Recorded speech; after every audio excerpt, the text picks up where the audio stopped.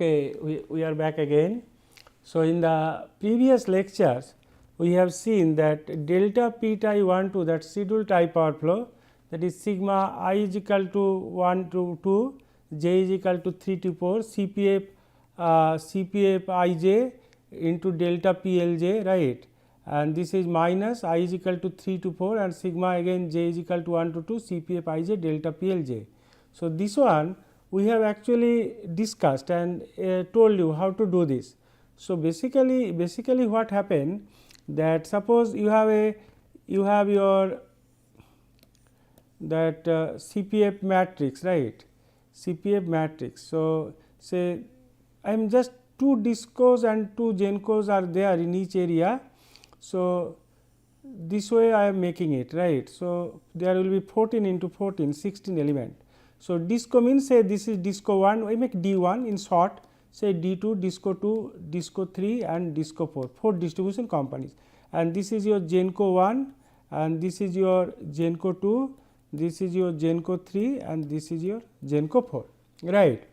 So, here you have this participation, a contact participation factor, this is Cpf 11, then Cpf 12, then Cpf 13, then Cpf 14, right.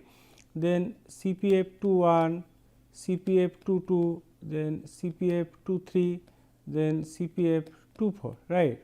Then Cpf 31, then Cpf 32, then Cpf 33, then Cpf 34, right. Then this one is Cp overwriting on it, does not matter, Cpf 41, then Cpf 42, then Cpf 43, then Cpf 44, right. So, if you look into this equation, then first thing is that you have a distribution companies 1 and 2 are in area 1 and G1, G2 gencos are in area 1, and distribution companies D3 and D4 are in area 2 and power is being drawn from 1 to 2 by these distribution companies. So, D3 that it has and your what you call, and this side that 4 distribution companies power demand is, this will be very easy to understand, I mean easy way to understand delta PL2, delta PL3 and delta PL4, right. So, distribution companies your in area 2, that is D3, that is disco 3, has contact with generating unit in area 1, that is Cpf 13 multiplied by your delta PL3. So, the first term will come Cpf delta 1 your 13 delta PL3. Similarly, Cpf 14 with your that distribution company in area 2, that is distribution company 4 disco 4 has contact with your generating company in area 1, that is G1, that is Cpf 14 delta PL4. So, Cpf 13 delta PL3 plus Cpf 14 delta PL4. Similarly, distribution companies in area 2, that is D3, that is disco 3 has contact with genco 2 in area 1, that is why second term will come Cpf 23 delta PL3 plus your distribution companies in area 2, that disco 4 has contact with G2, that is your Cpf 24 into delta PL4. So, this term is coming because of this block, right. Similarly, and the distribution companies in area 1, right, it is drawing power if it has a contact that is in area 2, that is genco 3 and genco 4. So, this is distribution companies D1. If you look into that it has a, suppose it has a contact with Cp31. So, look into that, when I is equal to 3, Cp31, then delta PL3, right. Then Cp, then distribution companies 2 also has some contact with generating companies 3 in area 2. So, that is Cp32 your Cp31 into delta PL1, then Cp32 into delta PL2, right. So, this term is, these two are attached with this one. Similarly, if you take the distribution companies 1 and 2 has contact whatever they have with your genco 3 and genco 4, right, then this part will come. So, because of that your what you call that which power will what power will flow through the tie line, only this block is necessary and this block, and these are the this block and this block, basically their distribution companies have contact with their own generating companies, that means the same area, right. So, that is why first you consider this part, right, whatever it is this part minus that this part, right, and just you block it So, this part whatever it comes CPF 13 into delta PL 3 plus CPF 14 delta 1 delta PL 4, then CPF 23 delta PL 3 plus CPF 24 delta PL 4. This is this term minus here you take CPF 31 delta PL 1 plus CPF 32 delta PL 2. I mean everything you put in bracket, right, plus CPF your 41 delta PL 1 plus CPF 42 delta PL 2 minus inside that all this plus, right. So, this way you will easily get that what is that scheduled tie line power flow. This is a simple I told you number of distribution companies and your what you call generating companies it may be different. So, it does not necessarily mean that equal number of GENCOs and DISCOs will be there in each area, but this is the way. This is actually drawing power. I mean this block actually it is from 1 to 2 and minus because direction is your 1 to 2 minus it is 2 to 1, right. So, this way you can easily make it. So, I am clearing this one, right, and then your just hold on, then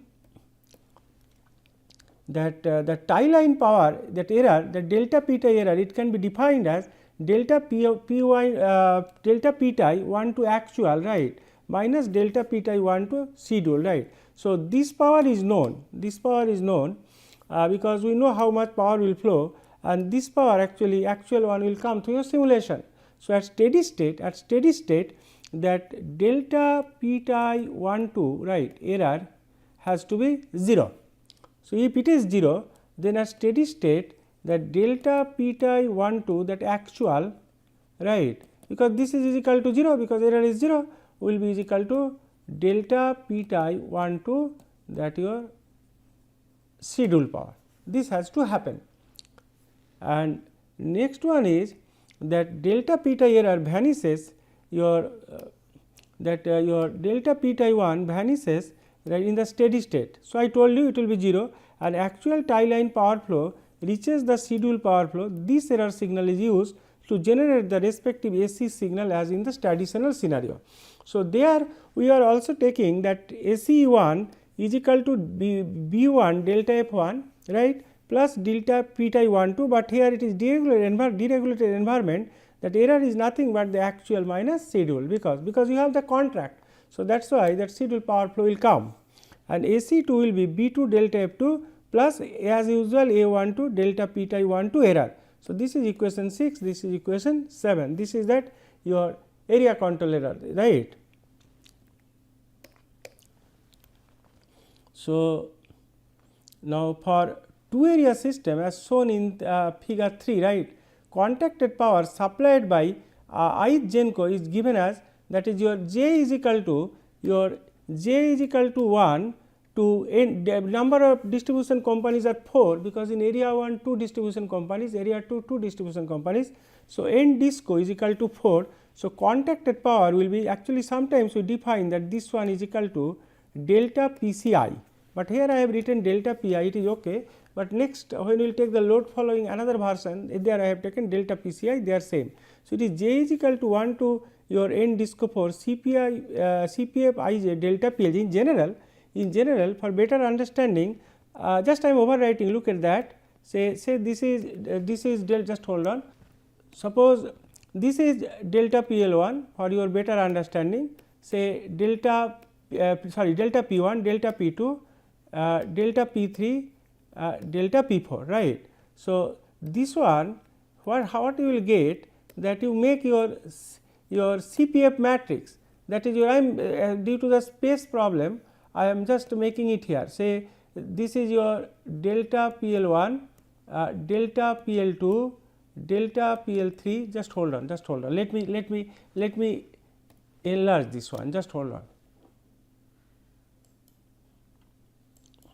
So, suppose it is your that delta pi like this. So, you can I am just overwriting, see how is it, say this is my just hold on, say this is delta P1, this is delta P2, this is delta P3 and this is delta P4. This is the contacted power demand, right. What will be the contacted power demand is equal to, you can make it that your this one, that your CPF 11, CPF 12, CPF 13 and CPF 14, right. Then CPF 21, CPF 22, then CPF 23 and CPF 24, right. Then CPF 31, then CPF 32, then CPF 33 and then CPF 34, right. Then CPF 41, then CPF 42, CPF 43 and CPF 44. This way you write into this one delta PL1, delta PL2, delta PL3 and delta PL4, right. So, this way if you put, this is the contacted power demand, right, that is what is your what you call by GENCO 1, GENCO 2, GENCO 3 and GENCO 4. So, in that case you can write that means delta P1, for example 1 I am writing delta P1 is equal to CPF 11 delta PL1 plus CPF 12 delta PL2 plus CPF 13 delta PL3 plus CPF 14 delta PL4, right. So, this is the contacted power for your what you call for GENCO 1. I mean your similarly delta P2 also CPF 21 delta, this way you can find out. So, if you as delta PL1, PL2, PL3 and PL4, these are all the power demanded by the 4 different distribution companies in this case, and CPF is the contact participation factor which will be specified. So, you will be knowing contacted power demand delta P1, delta P2, delta P3, delta P. So, generally we write delta Pi is actually contacted power, sometimes we write delta PCI, C stands for contacted power, same thing, right. So, this is how we can get it, the direct or what you call that contacted power demand. So, same thing actually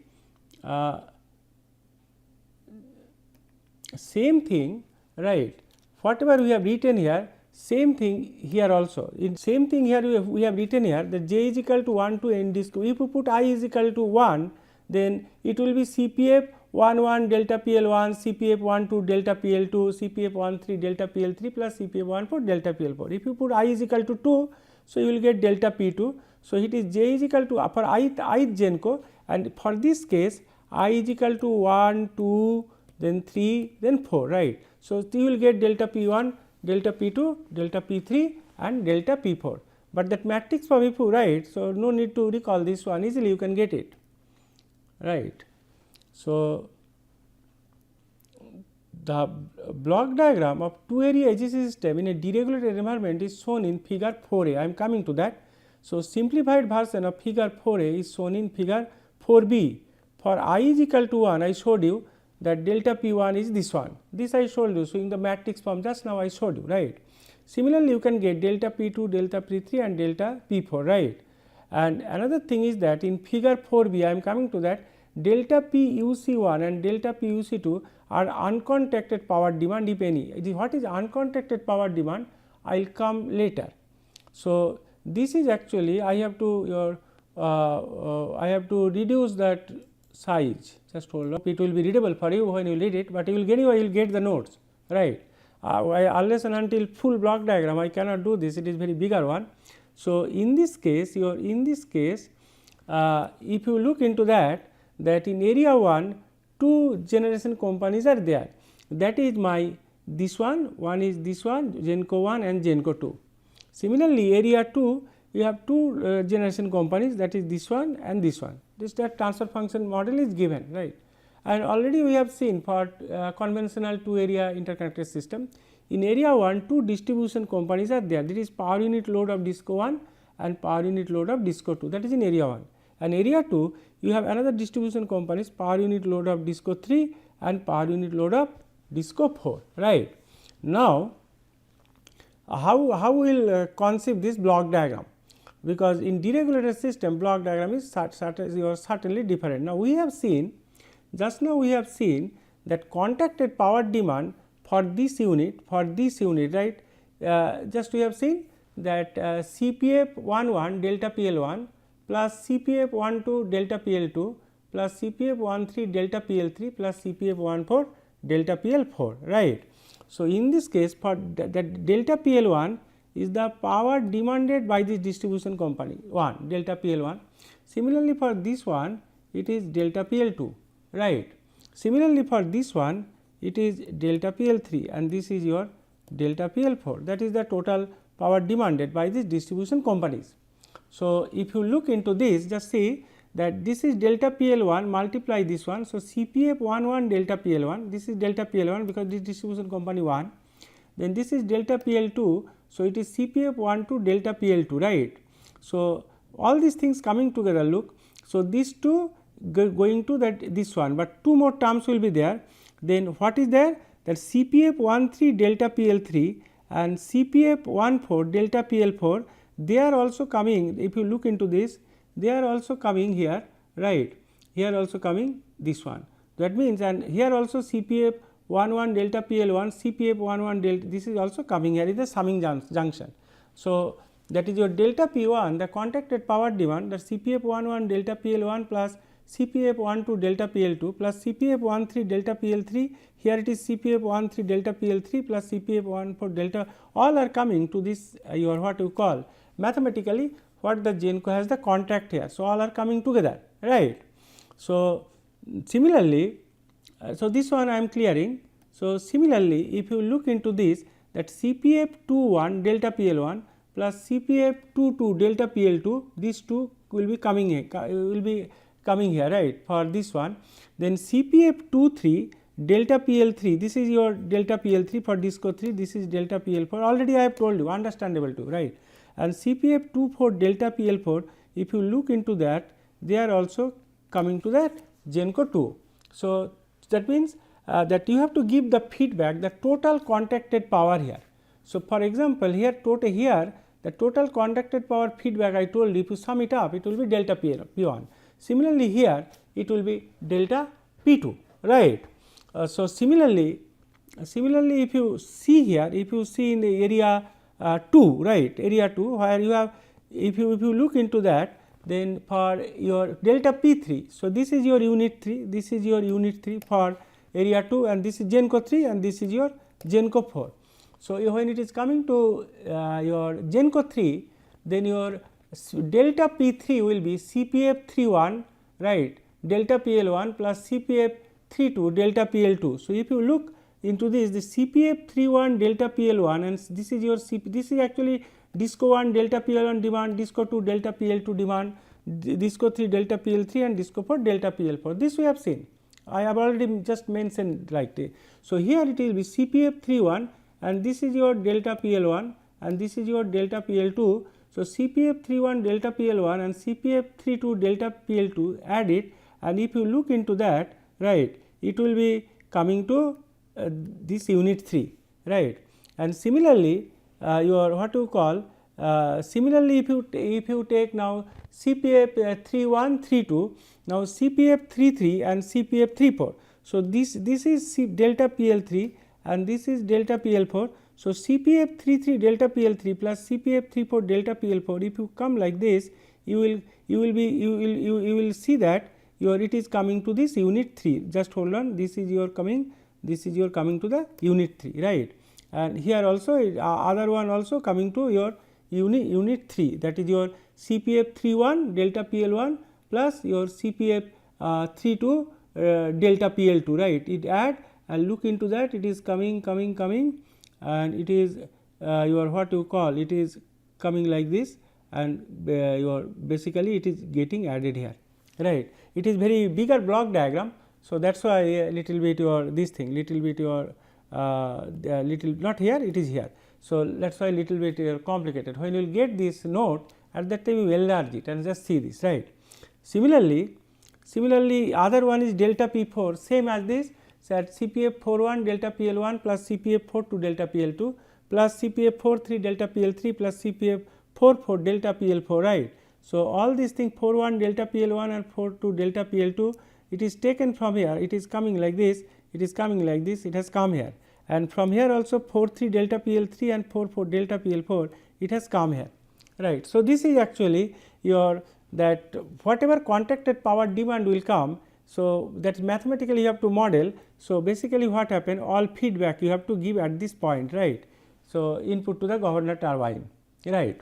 Now, next is your what you call that delta your PL local, right. So, what you have to see is that your delta PL local, I am writing here that delta PL 1 local means that you have two distribution companies in area 1, their total power each distribution companies demanding power delta PL 1 and delta PL 2 respectively. So, delta PL 1 local will be delta PL 1 plus delta PL 2, right. So, that is why delta PL 1 local means it is delta PL 1 plus delta PL 2, right. So, similarly, when you come to delta P 2 local, so area 2 you have that two your distribution companies, their power demand is delta P 3 and delta 4 because disco 3 and disco 4. Therefore, that delta PL 2 local is equal to delta PL 3 plus delta PL 4. So, this is actually delta PL 2 local actually nothing but delta PL 3 plus delta PL 4, that is the meaning. Next, if you come here that this is actually this is delta this part that is the tie power, this is actually delta P tie 1 to actual, this is actually delta P tie 1 to actual. So, that is written here also, and this is actually delta P tie 1 to schedule. So, actually what happened, look, the first term of that equation, that whatever we wrote that equation, that that delta P tie 1 to your schedule value. So, demand of discos of area 1, A1 means area 1 from GENCOs of A2, that is area 2. So, that is why this plus sign is taken, and minus demand of discos of A2 from GENCOs of area 1. So, that is your minus. So, this actually give delta P tie 1 to schedule power, right, and this is actually and this is delta P tie 1 to actually or what you call that your actual one. So, these are compared here, these are compared here. So, basically when it is compared means this is your put sigma. So, if this is my delta P tie 1 to actual, right, and this is my say minus delta P tie 1 to that is your schedule power, right. So, that is why it is made like this for just understanding, and then output of this one it is nothing but delta P tie 1 to error, that error signal, and then this error signal, and this is your frequency, area 1 frequency is deviation is delta f 1 and area 2 frequency is delta f 2. So, this delta f 1 is coming here through B 1. So, B 1 delta f 1 plus delta P tie 1 to error, and this output is nothing but the area control error of your what you call area 1, right. Similarly, if you look into this, that area control error AC 2 means this is your del f 2. So, it is coming B 2 del f 2 here plus A 1 2 into delta P tie 1 to error, right, and here it is AC 2, right. Then now I am clearing it, then this is integral control error in area 1 and this is integral control error in area 2. We have taken integral control only, but if you want but you can your what you call, you can choose other types of controller, but from practical point of view generally that utilities who are using this controller generally they prefer that your integral controller or proportional integral controller, but not derivative controller for thermal system, right. So, actually derivative controller for thermal system is not recommended, right. So, and their gain of this, because every unit has your that your generation rate constant, right, and this is a physical constant for the from the point of view of the thermal units. So, that is why the gain generally will be very small, right, maybe 0.1 or below that in reality when you are considering the generation rate constant, and in that case what will otherwise what will happen, that system will become unstable, right, very small integral gain, and proportional also may be very small, but integral gain is preferable. But if you want to experiment PID, I told you for hydro system it is derivative is okay, but for thermal system that derivative action is not recommended, derivative type. You find out that why it is, right. So, next is, so after this the output is U1, that is the control law, it is U1 is nothing but your minus k I 1 integral of AC1 dt. Similarly, U2 is equal to nothing but your minus k I 2 integral or what we call minus k I 2, that integral of AC2 dt, right. And then this A1 1 dash and A1 2 dash and similarly A2 1 dash and A2 2 dash, we call this is AC participation factor. Sometimes we use that AC your what you call AC participation factor, sometimes we use that is APF, right. So, basically APF say 1 is equal to, I can make it that A dash 1 1, that is area per AC participation factor. Similarly, for unit 2 AC participation factor, that is nothing but your A dash 1 2, right. So, similarly here also, but I have made it just to make the symmetry that A dash 1 1, A dash 1 2, then A dash 2 1, these are actually AC participation factor. But as long as your schedule power everything is okay, then this whatever value you put, right, so, and there and mathematically A dash 1 1 plus A dash 1 2, it has to be is equal to 1, right. Similarly, in area 2, that A dash 2 1 plus A dash 2 2, it also has to be 1.0, right. So, it has to be 1. So, this actually this one and these two term, as long as it has effect on the your on the during transient behavior, right. But at steady state, as long as your as long as their effect may not be there, when that uncontacted power demand delta PUC1 is equal to, if it is delta PUC1 0 and delta PUC2 0, this is actually uncontacted power demand, and this is also your here also this is actually uncontacted power demand. That means that distribution companies, they have some contact power with the different generation companies, but all of a sudden if any distribution company they want extra power which was not in the contract, that is also called uncontacted power demand, right. And that is why this is reflected here delta PUC1 and this is reflected here delta PUC2. If this is 0, if there is no uncontacted power demand, then this that AC participation factor has no effect on the steady state, right. Only it has effect during transient condition, otherwise at steady state it has no effect, right.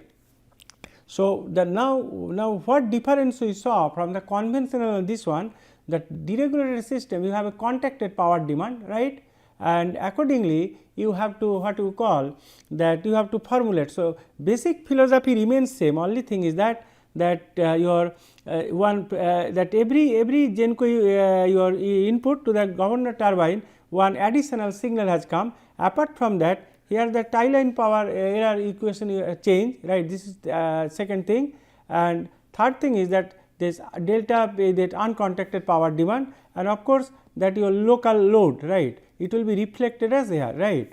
Similarly, delta PL to local, right. Thank you very much, we will be back again.